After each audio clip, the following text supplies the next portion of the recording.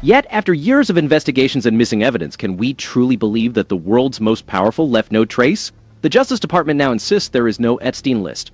Breaking news today. Hello, and welcome to That News Show, where we discuss the latest facts, fakes, and hypocrisy as reported by the legacy media. Let's roll the tape. MSNBC reports that amidst threats from Trump aides to resign, the Department of Justice has confirmed there is no Epstein list. This revelation prompts a critical question. How could years of investigations, equipped with extensive intelligence resources, result in claims of nothing to see here? It's hard to believe that a man connected to the world's most powerful individuals left no trace. No evidence of blackmail, no secretive list. This situation suggests that our institutions may be protecting their own, urging the public to stop probing. Tonight, those in control are hoping you'll accept their narrative, unlikely it may seem. From the clip.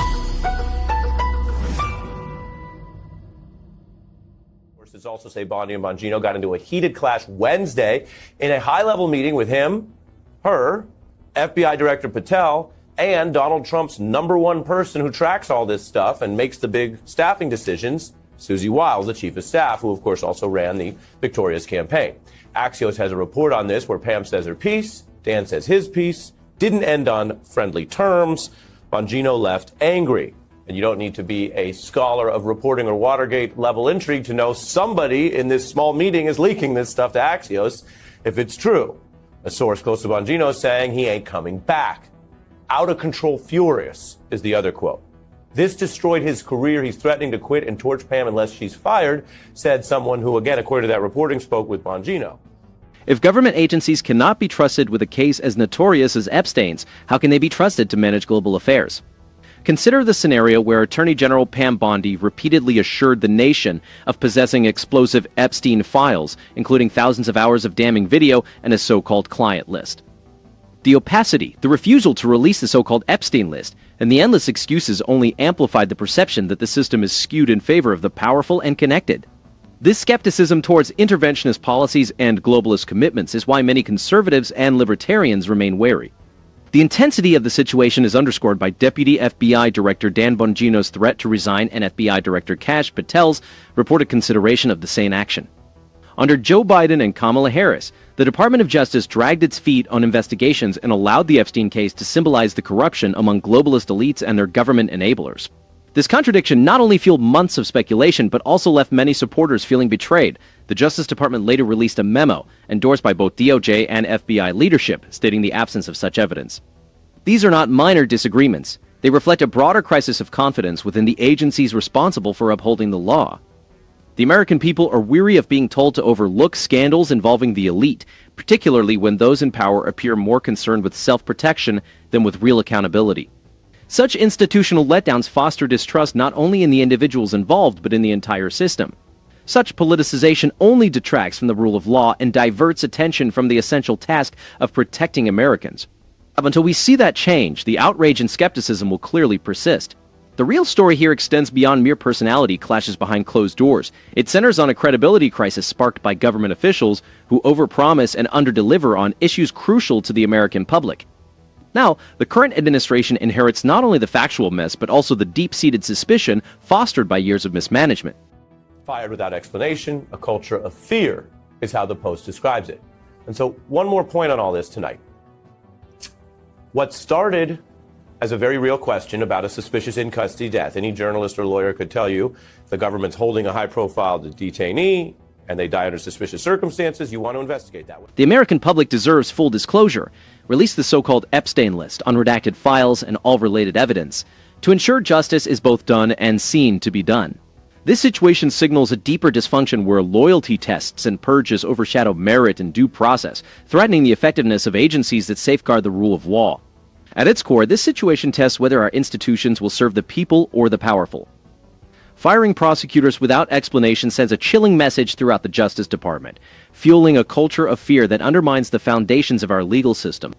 Anything less deepens the suspicion that the system is designed to protect the globalist elite, while the rest of us are left to accept excuses. The implementation of loyalty-based polygraph tests within the FBI, the unjust firing of prosecutors, and the purges of officials deemed insufficiently loyal suggest a government more focused on internal control than public service. Grassroots outrage reflects a broader perception that the system is rigged to protect the well-connected, leaving ordinary Americans out of the loop. These tactics, long criticized by conservatives, risk alienating voters who advocate for constitutional principles and limited government. Failing to do so not only risks political fallout, but also threatens the long-term legitimacy of the institutions that underpin our republic. The removal of seasoned attorneys, particularly those involved in high-profile or politically sensitive cases, without a clear public rationale, erodes confidence in the impartiality of our institutions and raises concerns about political retribution. This pattern of evasion continues the failures observed under the previous Democratic administration, where stonewalling and selective disclosures were common, particularly in cases that could expose the misdeeds of globalist elites. As the administration navigates this storm, the path forward should focus on restoring trust through radical transparency, respect for due process, and an unwavering commitment to rooting out corruption at every level. Accountability is crucial, especially in cases of suspicious deaths in custody. This seems like unforgivable behavior. For them to do something like this tears my guts out. Valencia. It's giving Real Housewives of DC and a really nasty reunion. But, it's interesting. Your lead into that was the point that I've been thinking about. There have been so many egregious things that have happened in this administration from, we see unemployment having gone up under this administration. We see this horrible bill that happened last week. We see what is happening with these ICE raids, all of these things that have happened in this first 170 days. And this is the thing that the base is literally crying over on television and on video. MSNBC's coverage of the current administration's controversies, including the Epstein investigation and the rising unemployment rate, merits close examination. The network seldom features independent economists or legal experts who might question the official stats, particularly concerning the DOJ's handling of the Epstein files. Yet this strength is compromised by a lack of in-depth analysis and failure to link these emotions to the policy decisions that precipitated the crises. The reluctance to challenge government explanations, such as attributing missing surveillance footage to outdated equipment, contributes to the skepticism and distrust they aim to counter. The network's reporting tends to emphasize sensationalism, likening political disputes to reality TV drama, while neglecting the deeper issues of policy failures and institutional dysfunction that impact everyday Americans. When it comes to sources and expert opinions, MSNBC tends to rely on a limited range of commentators who support the dominant narrative. In terms of accuracy and fact-checking, MSNBC often uses dramatic language to describe internal conflicts, but fails to provide complete context. This approach creates a spectacle that entertains but seldom educates, leaving viewers with a skewed perception of the real issues. MSNBC excels in capturing the emotional climate of the times, effectively conveying the frustration and anger of many Americans who perceive a government more focused on self-preservation than accountability. The American public deserves honest reporting that not only entertains but also exposes corruption, holds power to account, and advocates for meaningful reform within our institutions. For improvement, MSNBC should expand its range of expert voices, offer more context on economic data, and demand higher transparency from officials across the political spectrum. MSNBC's visual storytelling techniques, while polished, often emphasize outrage rather than provide information. By adhering to principles of transparency, accountability, and constitutional respect, the press can restore the trust of a public that is tired of excuses and spectacle. This imbalance not only erodes public trust, but also perpetuates the view that mainstream media prioritizes protecting political allies over serving the public interest. For instance, the focus on the administration's public disagreements and the emotional responses of supporters overlooks key factors such as the persistent unemployment rate, which has remained above 4% for the last 8 months, and the historically low labor force participation stemming from policies of the previous Democratic administration. A more thorough approach would demand clear answers from officials and insist on the release of all relevant evidence rather than accepting superficial explanations. Actually, Let me jump in. But on the politics, you ran with Harris, 1.5 race, right? Had it started earlier or different things happen, 1.5 in politics, that's not a Reagan landslide, right? Things can shift.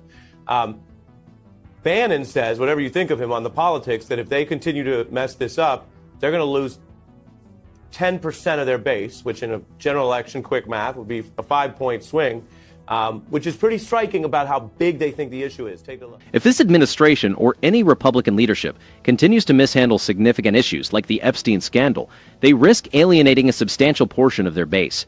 The tech and finance sectors, on the other hand, are keenly watching for changes in deregulation and the rule of law.